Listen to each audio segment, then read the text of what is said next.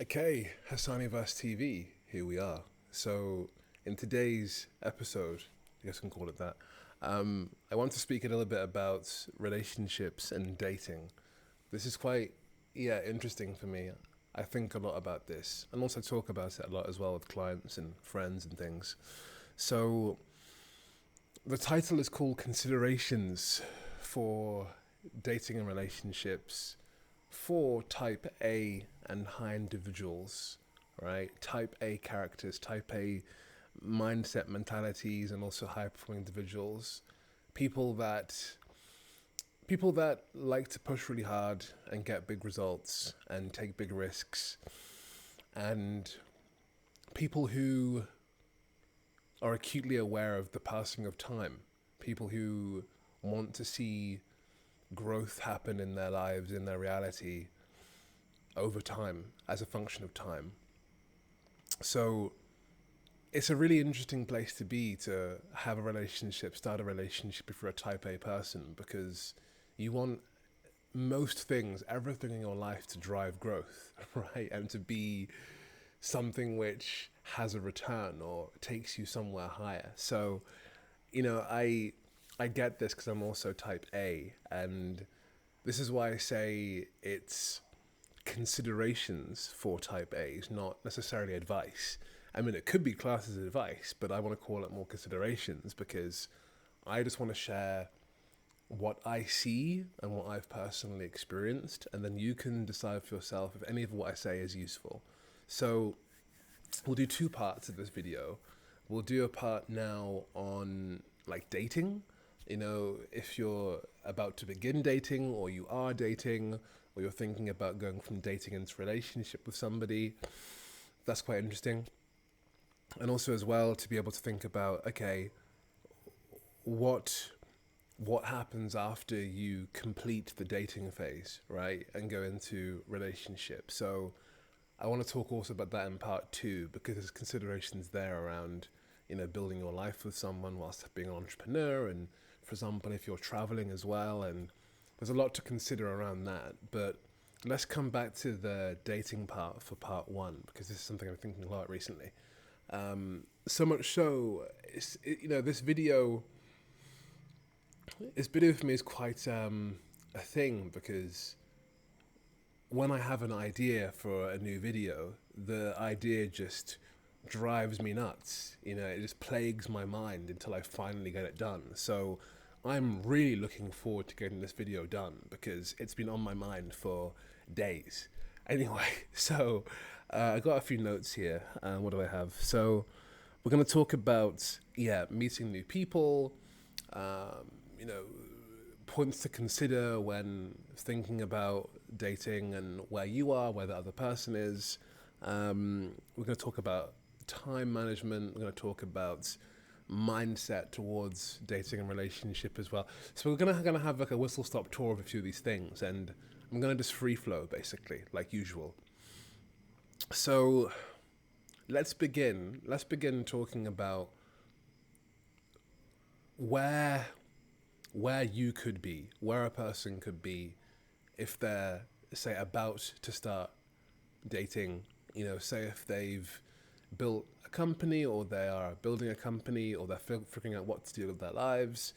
This is all different starting places for a relationship, for dating, right? So it's helpful and also important to get a bit clear on, like, what is it you're actually looking for right now in your life in regards to dating and relationships, right? Because there's a few different categories, right? If you go onto any dating app, you'll see categories. For example, it could be something serious, it could be something casual, or you're open-minded. It's really helpful to understand where you are with that and what it is you're looking for. Equally, when I say where you are, what I mean is what is the foundation from which you're starting dating, right? Are you in a very busy time in your business and you're just looking for a bit of connection and some nice dates and time spent together? Are you kind of going through a transition right now, and things are all kind of all over the place and confusing. There's a lot of chaos, and maybe you're not sure if you can give a person clarity on what you want from the relationship or from the dating experience, right? So there's different sides of the spectrum there, obviously, but these are considerations to bear in mind. Like, where are you right now in your life, in your journey?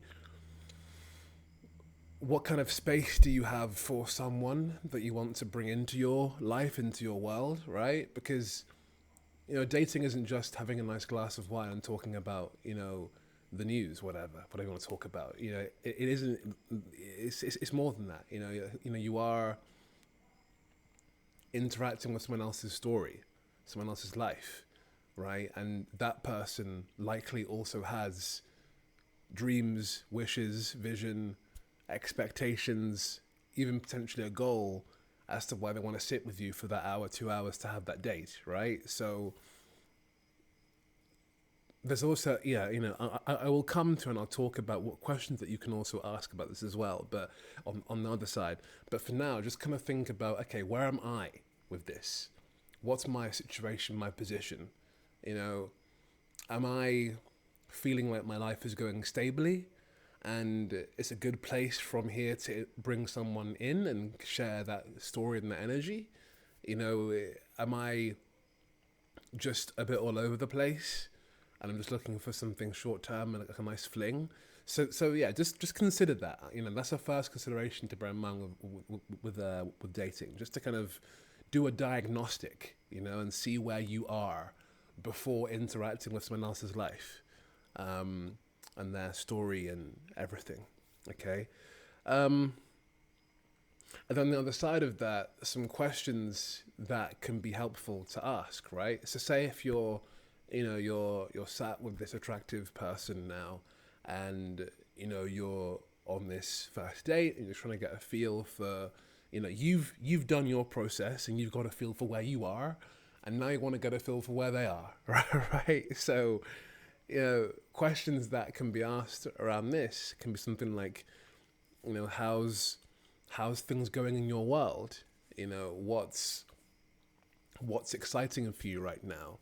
What's something that you've overcome recently? Where were you this time last year with things?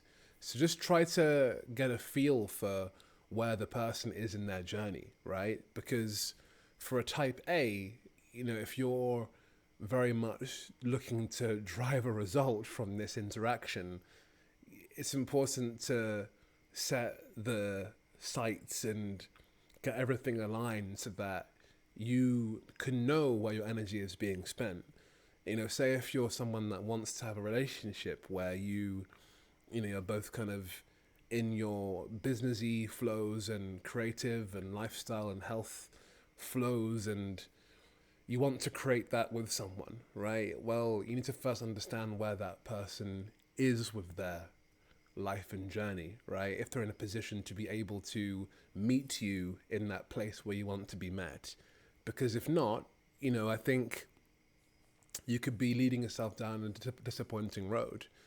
Say for example, this person that you're sat with, they've just came out of a long-term relationship and they're unemployed and they're kind of moving around and traveling and not really sure what to do with their life, and they're only in town for the next 2 weeks. It's like, do you want to invest your energy into that person when you have a vision, you kind of know where you are and what it is you want from the relationship? Because as a type A person, you may get very frustrated when you find out that the energy, time, intention you're putting into this interaction isn't actually may not take you to the place where you want to go to. I mean, obviously you can never know what's going to happen between two people, but all I'm saying is that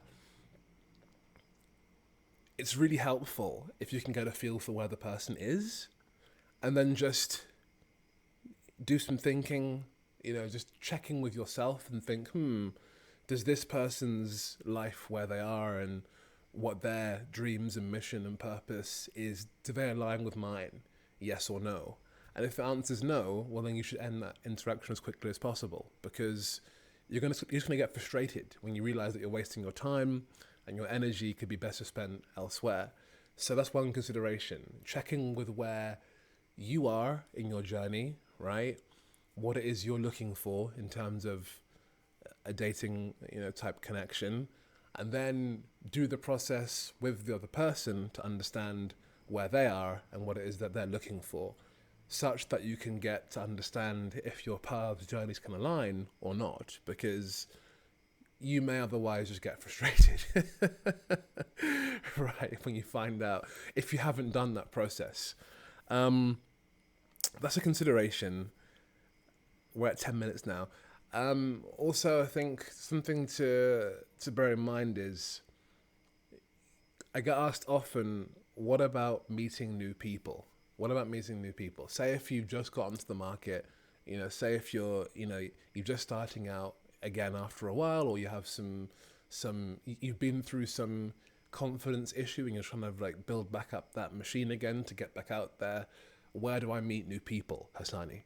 So I would say that you can meet people anywhere, right? If you're dating, of course, the obvious example is, for example, like a dating app. But there's problems with apps, but there's also benefits as well.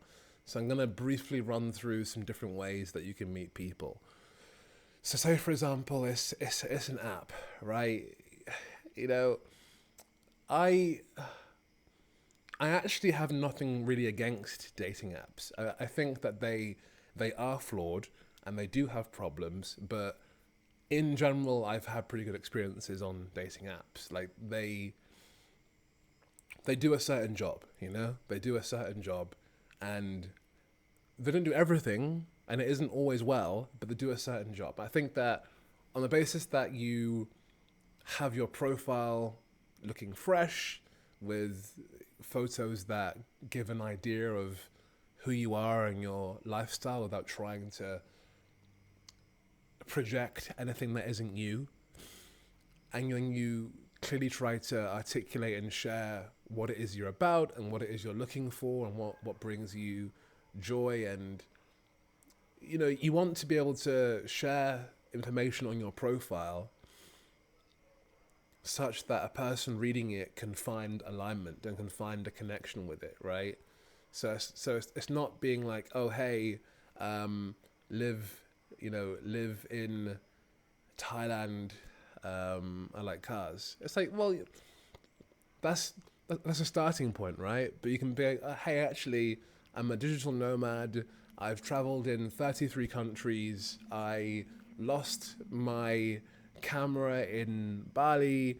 I'm a photographer, and my passion is for adventure and seeing the world. Something, it's like you're bringing more energy and life to your profile, right? And then also as well, when it comes to actually having a conversation with someone, really seek to connect and align. Yeah, seek to connect, seek to align, seek to understand where the person is, where you are. Seek to have them understand where you are and where the person is. And then suggest a meeting, a date that is going to be invigorating, invigorating, exciting, something which is going to be an opportunity for you to both have a valuable experience, whether or not the date actually is a perfect match, right? Of course, you can do dinner and drinks, but I don't know. I think in general, probably best to avoid having alcohol on first dates. I mean, if you have nerves, of course, you may need to use alcohol, but if you can do without it, do without it, because you want to be able to really understand and feel into what's happening with the person sat in front of you. So I would say don't get too stuck with texting the person. If you're dating, if you're kind of connecting, meeting new people through an app, just kind of, get some basic alignment so you're on the same page, and do something that will be fun, something invigorating. Of course, make time for conversation and probably food. That's just kind of what you do. But if you can make something that's like an adventure, invigorating, a memory that can be created, that's going to be a good way of meeting someone, and potentially also a first date. But don't spend too much time, texting. Try to get off of the app with relative efficiency, let's just say. Other ways of meeting people, Yeah, of course, parties, right? But the problem with parties is that it depends what kind of party it is, okay? What kind of party. So, I've met people at, clubs, at dinners, at, kind of live concerts. Just like, you can meet people anywhere. You can meet a new person, a new kind of dating partner or relationship partner, um, anywhere, really. But the consideration with parties, the benefits are that you get lots of people knocking against each other in the same space. There's lots of serendipity that can happen, and people come in groups of friends, and they kind of like branch out, and you can quite quickly and easily kind of cross friend groups and connect with people as people start connecting. So that's quite nice, and that you get to meet lots of people in one go. And depending on what kind of party it is, be it kind of a friends of friends party or just a random, big club party, you can kind of hop across social groups that you wouldn't normally get access to day to day. But there's a spectrum with that, because if it's a big club party and it's like loud music and it's just like crazy in there and there's thousands of people, sure, you can still have a connection or have a conversation with someone, but it's very different compared to a small party of friends where there's already some social connections across the room. You know, the lesser example is probably where you have a better chance of, better, but yeah, I'll say better. Yeah, probably a better chance of meeting someone at a party like that, because there's already connections that are being formed, and the network's kind of becoming more and more integrated. Whereas a big random party is very noisy. You have the noise factor. It's loud. It's everyone's a stranger, so it's a bit more difficult to form a kind of connection, a meaningful connection in that environment. But it's not impossible. But it's just different considerations, right? So, if you can get to more social events, you will meet more people if you're willing and you're open to have conversations, start conversations with people. And also, as well, it isn't necessarily about meeting that guy or girl straight away. It could also be just about meeting a person who you connect with socially, and then through that person you enter a new network of people, or get invited to new parties and experiences and stuff. And then through that you then go on to meet new people and then form connections that can go on to dating. So the point I'm making here is that parties are great to meet new people. Equally, those people can then go on to helping you meet more people. So the goal isn't necessarily just directly finding a person to date. The goal is more about expanding your social life and social skills such that you're regularly interacting with new people in new environments, and that increases the likelihood of connecting with someone that you feel an attraction, a draw, a pull, a romantic connection that can then go on to form dating.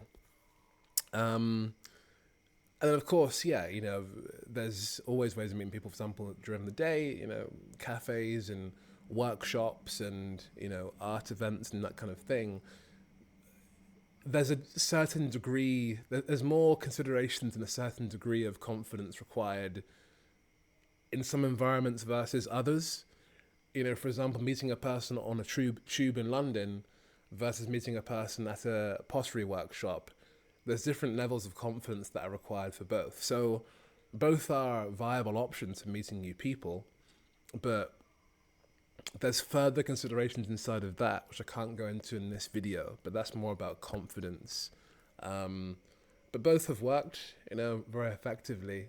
I think it's just about considering that when you start conversation with people in different environments, people behave differently in different environments, So that's more a discussion on the communication and confidence side that I won't go into right now. The consideration here is more about social environments, connecting with new people, growing your network, having novel experiences. That's a great way of meeting new people. Also, as well, a third way, where are we now? 19, 20 minutes. A third way of meeting new people that I think is really, really effective, but people don't really do as often these days because people, I don't know, people maybe just kind of have trouble asking for help these days. I'm not sure. But I would say another viable way of meeting new people is asking your friends and just being like, hey, your existing friends, I'm looking to meet, I want to get back onto dating. I'm looking to meet someone new. Do you have any friends or have you met anyone recently that you think I could be a match with? Would you mind creating an introduction for me, you know? So that's a really viable way to meet new people because it's organic, you know? It's very, very organic compared to going out randomly and meeting people. So I'd just say that don't have any hesitation or worry about asking for help when it comes to meeting new people. It's totally fine to ask for help when meeting new people, actually. It's something that I think old generations did do more often, but I think people, millennials, Gen Z, don't do it as often for some reason. But it's actually, I think that whenever I've been introduced to someone, it's quite powerful because it's like the friend that introduces you knows you and respects you. And then they're like, hey, I also respect the other person. I think that you both respect each other. And that creates this really nice dynamic where there's this accountability and mutual respect and understanding, and the whole connection starts differently because you know that the other person knows that you could be a good match. Um, Something like that, yeah. So I want to end it here. We're at 21 minutes. I'll probably carry on talking about this in the next video, but we've talked about kind of what to watch for and what to consider in starting a new connection. And also we've talked about how to meet new people. So I hope that is helpful for now, and I'll follow up with more shortly. Thank you.